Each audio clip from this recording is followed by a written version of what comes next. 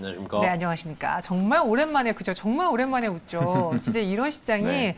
너무나 간절히 기다렸는데 오늘 보여집니다. 과연 이걸 우리는 어떻게 해석해야 되는 건지 종목 보고 시장 전해드리도록 하죠. 첫 번째 종목은요, 콘텐츠리 중앙 보겠습니다. 갑자기 왜 이 종목 싶을 수 있는데, 이 종이의 집이 우리나라 버전으로, 한국 버전으로 리메이크가 되잖아요. 네. 제가 알기로는 오늘 밤인가요? 네. 네, 공개가 된다는 걸로 알고 있는데, 반등 트리거가 될 수 있을지 두 분에게 의견 여쭤보겠습니다. OX 나뉘어졌어요. 혹시 보셨습니까, 종이의 집? 못 봤어요. 보셨어요? 아니요. 아유, 네. 뭔 사람들이야. 이거 말을 어떻게 하나. 근데 사실 저는 보긴 했는데, 네. 이걸 한국 버전으로 나온다는 게 약간 좀 싶기도 하긴 한데, 왜 O 주셨습니까? 저는 뭐 범죄도시 2 네, 천만 달성한 것도 있고, 네. 그다음에 거기에 또 이어서 이제 한국판 리메이크 버전이 또 나온다라는 게 사실 제 주변에 저는 안 봤는데 주변에 물어보니까 기대하는 사람 정말 많더라고요. 다 확인할 거다라고 뭐 뚜껑은 열어봐야 되기는 하겠지만 그래도 기대감은 전 남아있지 않나라고 보고 있고 2분기 매출이나 영업이익도 나쁘지 않을 것으로 예상은 돼요. 뭐 매출 자체가 전 분기 대비하면 한 45% 정도는 오를 것으로 예상이 되고 있고 영업이익도 간만에 이제 흑자 전환을 할 것으로 기대는 되고 있어서 나쁘지 않다라고 보고 있고 하반기에 사실은 더 기대되는 기대작이 하나가 더 있다라고 하더라고요. 송중기 씨 출연하는 뭐 재벌집 막내 아들 뭐 이런 것들도 있다 보니까 네. 꾸준하게 흐름을 탈 수 있는 시기지 않을까라고 예상하고 있습니다. 재벌집 막내 아들, 이걸 항상 성공하는 그런 내용 아닌가 싶기도 한데, 네. 사용관 차장님 X를 주셨습니다. 네. 뭐가 걸리십니까? 글쎄요. 일단은 내용은 대부분 다 말씀해 주셨어요. 좋은 내용들이 있는데 지금 연간으로 재무제표 적자 난 거 열어보니까 2020년도에 588억 적자, 21년도 작년이었죠. 574억 적자였어요. 근데 지금 1분기에 318억의 적자가 났습니다. 글쎄요, 이거 범죄도시2 제작에 물론 참여해서 효과는 일정 부분 보겠지만 얼마나 크게 돌아설까에 대해서는 여전히 의구심이 들고요. 부채 비율이 지금 208%인데 유보율은 111%밖에 안 돼요. 굉장히 지금 재무 구조도 취약한 상태에서 1분기 적자도 상당히 심각한 상황. 아무래도 주가 모멘텀에는 크게 영향을 줄 수 있는 요인들은 아닌 것 같다라고 좀 생각이 됩니다. 그래서 콘텐츠리 중앙에 대해서는 X 의견 주셨습니다. 두 분 모두 OX 나뉘어졌습니다. 과연 어떻게 될지, 흥행하게 될지 그게 가장 중요할 것 같네요. 두 번째 만나보도록 하겠습니다. 플랫폼 자율규제 선회로 한숨 돌릴 수 있을까? 네이버에 대해서 볼게요. 오늘 뭐 네이버 상승이 다른 종목과 똑같이 오른 걸 수도 있고 이 회사에 대한 기대감이 반영된 걸 수도 있습니다. 두 분은 어떻게 보십니까? OX 볼게요. 아직은 좀 섣불리 기대할 수 없는 상황인가요? 네, 그런 것 같아요. 일단 뭐 주가적인 측면에서 말씀을 드릴 수밖에 없기 때문에 네. 물론 정책적인 건 굉장히 중요해요. 정부에서 어떤 정책을 해주고 이런 부분들은 주가에 크게 영향을 미칠 수 있는 요인이기는 합니다. 그래서 일단 과기부 장관이 한 얘기 들어보면은 플랫폼 관련된 규제 방식을 변경하겠다라는 언급을 했죠. 근데 이게 정말로 디테일하게 세부 내용들이 나오면서 실행이 돼야 되는 거지 말뿐으로는 지금 통하는 시대는 아니거든요. 그런 상황으로 봤을 때 사실 네이버 어제는 조금 기대가 됐어요. 수급들이 괜찮게 들어왔습니다. 간만에 개인 물량이 500억 가까이 빠지면서 외국인하고 기관들이 양매수를 강하게 해줬단 말이죠. 오늘도 기관은 매수한 것 같아요. 근데 외국인들은 여전히 아닌 것 같아요. 어제 강하게 268억을 매수를 했는데 한 11만 주 정도 됐던 것 같아요. 근데 지금 글쎄요 2시 반까지 가집게 정확하게는 장 끝나고 나서 다시 한번 점검해 드릴 건데 10만 주 이상 매도한 걸로 보이거든요. 아직까지 제가 항상 강조하는 연속성 면에서 연속성이 없는 것 같습니다. 아직 네이버에 대해서는 그 상승의 연속성이 나타나 보이긴 어려워 보인다. 오늘은 그냥 지수가 오르면서 그동안 빠진 네. 거에 따른 반발 매수가 아닐까 싶어서요. 조금 더 두고 보겠습니다. 마지막 세 번째 종목 볼게요. 세경 하이테크 하반기 폴더블 폰 출시에 기대해봐도 괜찮을까요? 두 분의 의견 열어보겠습니다. 사실 지금 뭐 폴더블 폰뿐만 아니라 스마트폰에 대한 기대감이 많이 낮아진 상황에서 세경 하이테크를 기대해봐도 괜찮은가 걱정이 좀 되는데요.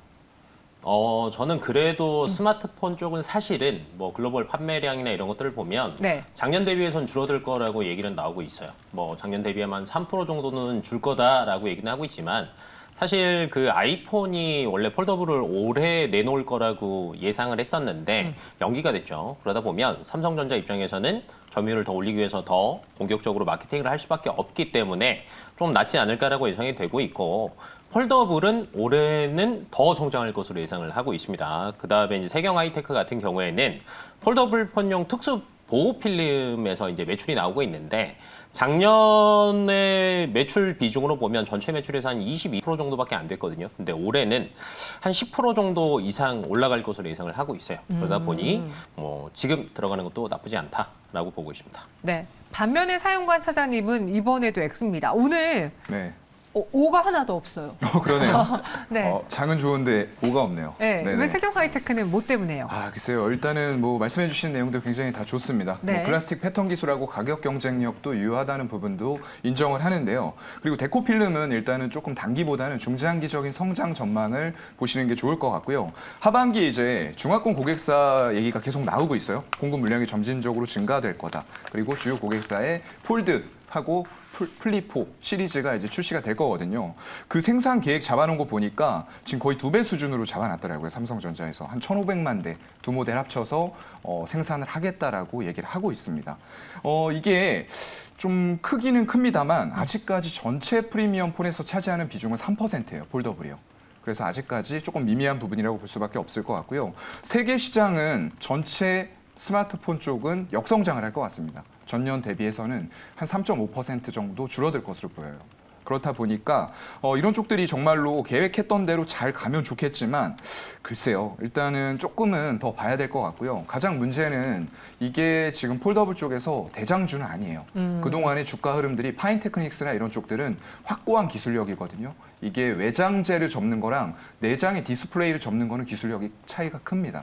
그래서 파인테크닉스의 주가 흐름이 좋았지만 그 밑단에 이제 외부를 접는 쪽들은 별로 좋지는 못했죠. 그래서 이런 쪽들, 차라리 폴더블이 그렇게 많이 팔린다라고 하면은 주가가 설사 많이 올라와 있더라고 하더라도 파인테크닉스 쪽을 보는 게 맞을 것 같아요. 그래서 세경 하이테크는 X를 주셨습니다. 이렇게 두 분의 의견을 다 들어봤고요. 직접 고른 종목도 살펴봐야겠죠. 마감에 살 수 있는 다음 주를 위한 종목입니다. 키워드 볼게요. 국물 자원의 위기를 대응할 수 있는 종목이다. 모든 걸 감안해도 너무나 싸다라는 종목 두 가지 나왔어요. 지금 어떻게 보면 좀 반대일 것 같아요. 최근에 그 인플레 때문에 수혜를 본 종목일 것 같기도 네. 하고, 반대로 그로 인해서 빠진 종목일 것 같기도 한데요. 열어보도록 하죠. DB하이텍과 바이오 FDNC인데 저에겐 좀 생소한 종목이에요. 네, 좀 생소해서 한번 얘기를 해볼까 하고, 네. 대부분 식량 위기가 길게 갈 거다라는 거는 이제는 다 동의는 하시는 것 같아요. 뭐 우리나라뿐만이 아니라 전 세계적으로도 계속 그 얘기들이 꾸준히 나오고 있잖아요. 그러면 여기에서 곡물자원 위기를 해소를 할 거를 생각을 하게 되는데, 바이오 FDNC 같은 경우에는 식물세포 배양 기술을 가지고 있는 기업이에요. 도대체 이게 뭐냐? 네. 원래 저희가 곡물을 재배를 하려면 씨 뿌리고 물 주고 뭐 경작을 해서 몇 개월 뒤에 수확을 하는 거잖아요. 시간이 오래 걸린단 말이죠. 근데 배양 기술을 가지고 있기 때문에 배양을 해서 공장에서 대량 생산이 가능합니다. 네, 근데 이 식물자원 같은 경우에는 저희가 먹는 것뿐만이 아니라 뭐 화장품, 향수, 건기식, 의약품 굉장히 많은 데 들어가는데, 네.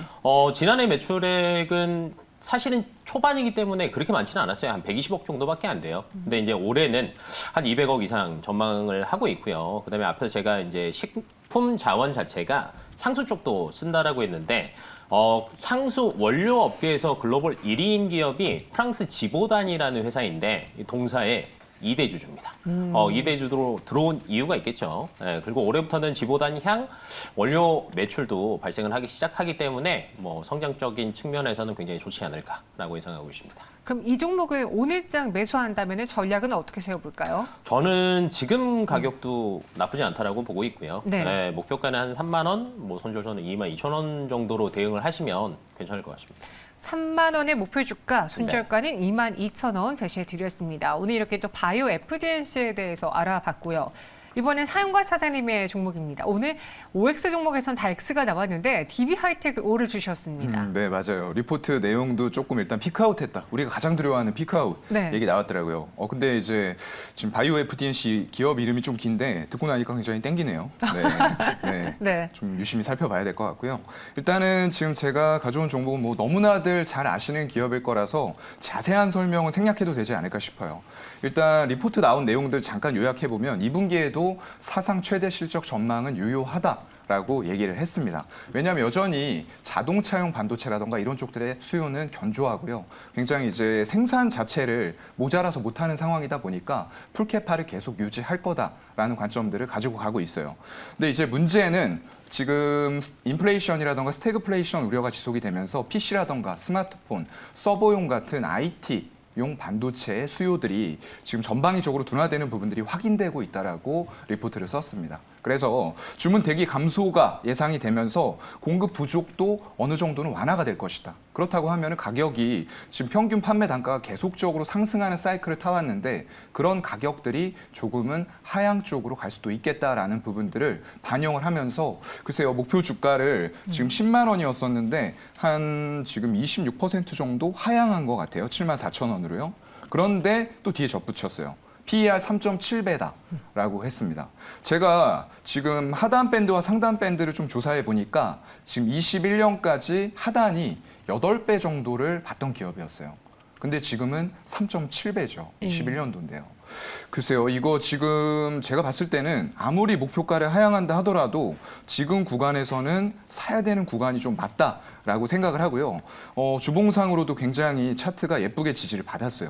제가 좋아하는 120에 또 숫자가 나오는데 120주선에 걸쳐 있는 상태에서 수급들이 지금 외국인들에 의해서 괜찮게 유입이 되고 있는 그런 상태란 말이죠. 오늘은 기관도 매수를 같이 해준 걸로 아마 파악이 되고 있는 상황인지라 수급만 잘 돌아서 준다라고 하면은 일단은 7만 원 정도까지는 문제없이 올라갈 가능성이 좀 높겠다라고 생각을 하고 있습니다.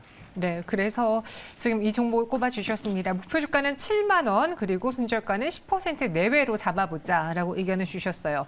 근데 최근 DB하이텍뿐 아니라 뭐 원익 IPS, 원익 QNC 우리가 생각하는 대표적인 그 반도체 밑에 있는 종목들이 맞아요.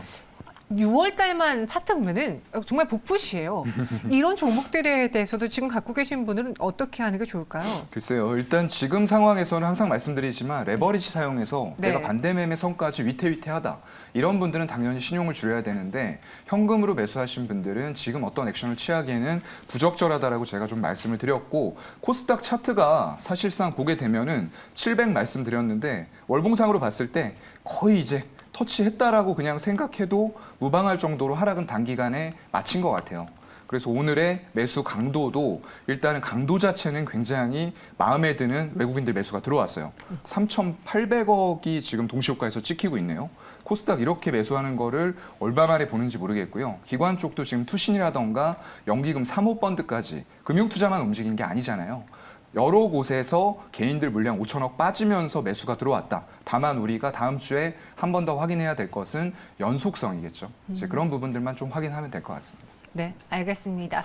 마지막으로 동시효과 구간의 분위기를 한번 살펴볼게요. 오늘 장 마감까지 코스닥의 부울장은 유지가 됐습니다. 오히려 제가 방송을 시작했을 때보다 상승 탄력도가 더 커졌는데요. 5% 넘게 폭등을 하고 있고요. 750.15포인트 지나고 있습니다. 최근에 계속 폭락이란 단어를 많이 썼는데 폭등이라는 말이 입에 잘 붙지 않을 정도로 너무나 오랜만입니다. 코스피는 2.31% 상승한 2,367.04포인트 지나고 있습니다. 시총 상위 종목 보면은 뭐 대다수의 종목이 오르고 있는데 이 시장 안에서 LG화학이 좀 밀리더라고요. LG화학은 2%가량의 내림세를 보여주고 있는 상황이고요. 네이버는 카카오와 함께 오늘 5%, 6%의 오름세를 보여주고 있습니다. 코스닥도 확인해 볼게요. 어제 코스닥의 지수 급락을 유발했던 가장 대표적인 인자가 에코프로비엠과 LNF의 급락이었는데 오늘은 그것을 다 회복해내지 못했지만 반등이 나와주고 있습니다. 마감 동시효과 함께 하셨습니다.